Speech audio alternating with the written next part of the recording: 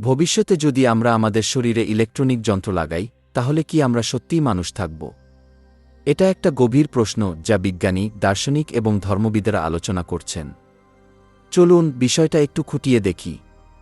মানুষে ইলেকট্রনিক সংযোজন মানে আসলে কি?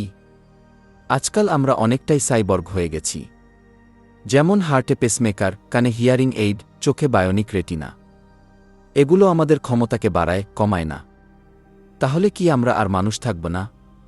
এটা নির্ভর করে আমরা মানুষ বলতে কি বুঝি। যদি শরীরকে মানুষ বলি, তাহলে হ্যাঁ, শরীর বদলাবে। কিন্তু যদি চেতনা, অনুভূতি, ভালোবাসা মানে মানুষ হয়, তাহলে আমরা মানুষই থাকব। ভবিষ্যতে মানুষ হবে বায়োলজিক্যাল ও ডিজিটাল মিশ্রণ।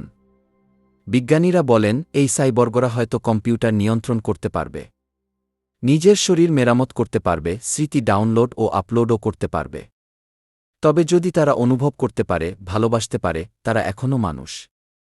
মানুষ পরিবর্তিত হবে, কিন্তু মানবতা যদি টিকে থাকে, তাহলে আমরা মানুষই থাকব, শুধু রূপটা হবে ভিন্ন।